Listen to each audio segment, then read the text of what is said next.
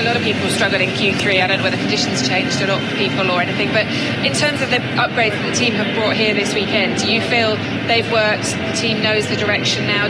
Is there a case of leaving here with a bit more confidence, perhaps? I don't know if it's leaving with more confidence. I think the rest of the team did a great job to bring the upgrades. They worked so hard, so I'm incredibly grateful for that.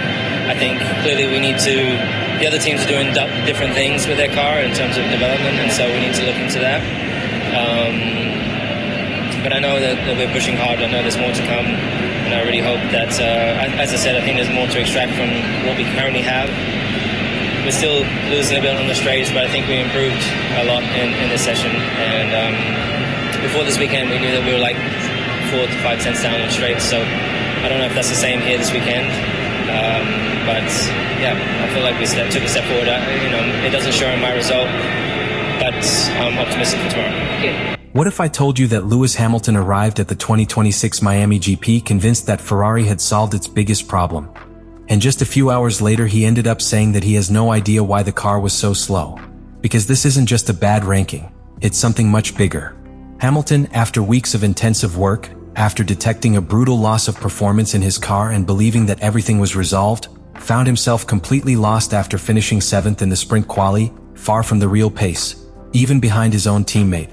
And the most shocking thing was not the position, but his words. A direct statement, without filters, admitting that the car simply did not respond and that he does not understand what happened. What's happening inside Ferrari is more worrying than it seems. Because when a 7-time world champion can't explain the performance of his own car, it means there's something completely out of the team's control. And here comes the big question. Has Ferrari really solved its problems? Or has Miami just uncovered something much worse? The start of the weekend in Miami 2026 did not seem, not even close, to the scenario that we would end up seeing hours later. Lewis Hamilton arrived with a completely different narrative, almost opposite to the one he had carried in the first races with Ferrari. There was optimism, but not a superficial one, but one built on real work, on data, on an apparent much deeper understanding of SF26. During the 5-week break, Hamilton did not disconnect at any time. He was directly involved in the development, worked intensively in the simulator, constantly visited the factory in Maranello and participated in specific tests that sought to attack one of the car's biggest problems. It was not just any preparation, it was the preparation of a driver who knew that this point in the season could mark a before and after. And that problem, according to the team itself, already had an answer. Ferrari had detected a massive loss of straight-line performance, a disadvantage ranging between 8 and 9 tenths per lap, caused not by a single fault, but by a complex combination of systems that were not working in harmony. The key here is important. It was not simply a lack of power, it was a technical lack of coordination that directly affected the car's efficiency at critical moments. Identifying this was already a huge advance, but what was truly decisive was that, according to Hamilton's words before going out on the track in Miami, the problem had been solved. There was trust. There was expectation. There was even a feeling that Ferrari could surprise. But Formula One does not forgive assumptions. From the first moment on the track, something didn't quite fit. Although the initial data were not disastrous, they did not reflect the jump in performance that was expected after weeks of work. The car did not transmit that stability or response that a driver like Hamilton needs to push it to the limit. And this is key to understand. In modern F1, confidence in the car is not a luxury, it is a mandatory condition to compete. Without it, even the best ones lose tenths in each corner, in each braking, in each acceleration. As the weekend progressed, that feeling turned into an uncomfortable reality. In the sprint classification, the moment where everything had to align, where Ferrari had to confirm that the work had been worth it, the result was a direct blow against those expectations. Hamilton was not only far from the lead, but he was also unable to come close to the benchmark performance within his own team. The difference was not marginal, it was large enough to set off all the alarms. And the most worrying thing was not the weather itself, but the inconsistency of the car's behavior. Because when a driver feels that the car changes corner by corner, that it does not respond the same in each attempt, that there are areas where he simply cannot attack, the problem is no longer visible and becomes structural. And that is where this Act 1 takes all its narrative strength. Hamilton arrived in Miami thinking that Ferrari had solved its biggest weakness. But within hours, that confidence began to crumble.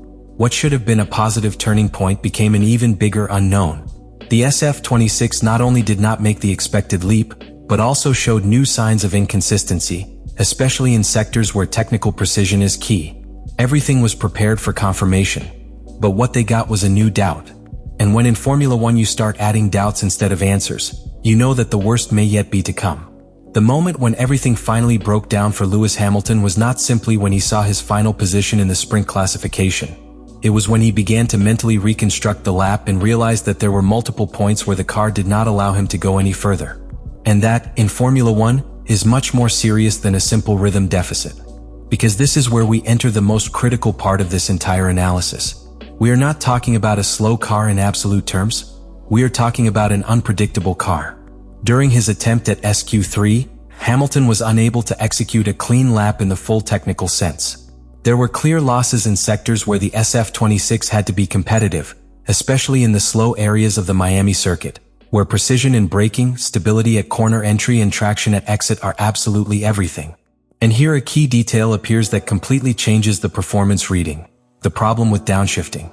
This failure, which may seem minor at first glance, has a brutal impact on a modern Formula One.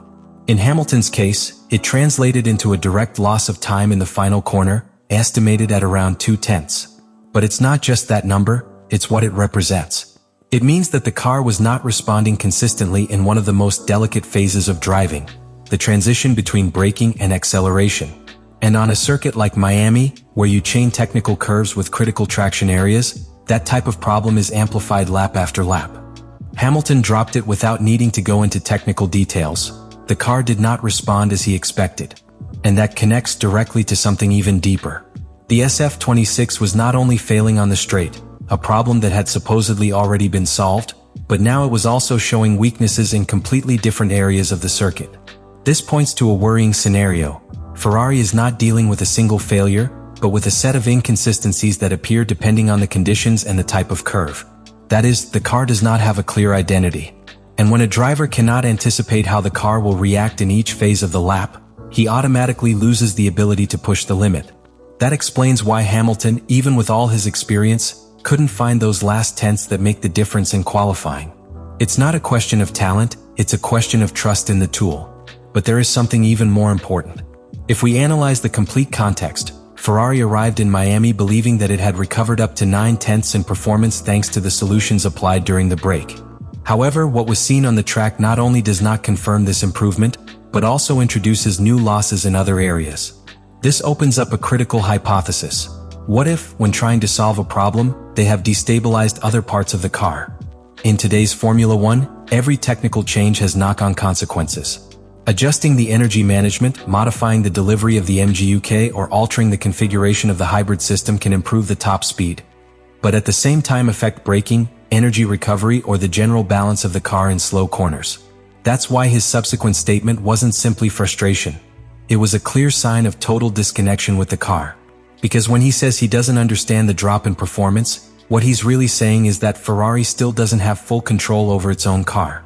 And this is where the problem stops being specific and becomes structural. What happened in this classification was not an isolated failure, it was the manifestation of a car that is not yet fully understood. And in a season where every detail counts, that can make the difference between competing or falling behind. And this is where everything changes for Lewis Hamilton. Because what happened in Miami 2026 does not remain in a bad classification, not even in a difficult weekend. This has much deeper consequences. Because when the session ends, when the engines turn off and the time comes to analyze, what remains is not just the times, it is the feeling that Ferrari has lost control of its own project.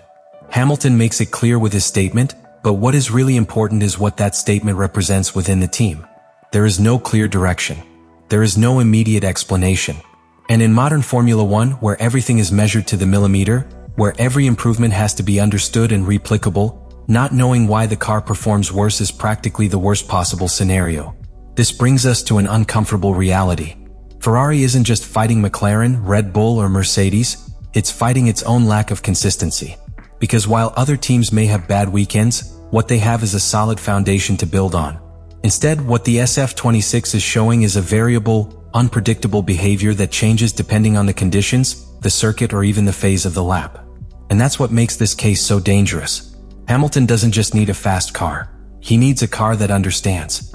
A car that allows you to anticipate, attack, and build confidence lap after lap. But what he has now is exactly the opposite. A car that forces him to react instead of dominate. And here appears the great consequence of all this. Ferrari was coming from a rebuilding process, trying to consolidate itself as a team capable of fighting for the championship after years of inconsistency. And Hamilton's arrival was not just a sports bet, it was a declaration of intentions. It was to bring experience, leadership, and a clear reference to build a winning project. But if even Hamilton finds himself lost inside the car, then the problem is not with the driver. It's at the base. And that completely redefines expectations. Because now the question is no longer when Ferrari will be competitive, but if it really understands what it needs to be competitive. Miami 2026 leaves a clear feeling. The team has made progress, yes, but not in a stable way. It has solved problems, but it has generated others. And in this fragile balance, any hope of constantly fighting at the top becomes uncertain. Hamilton sums it up without meaning to. It's whether Ferrari will be able to understand it before it's too late. Let me know in the comments what you think about all this.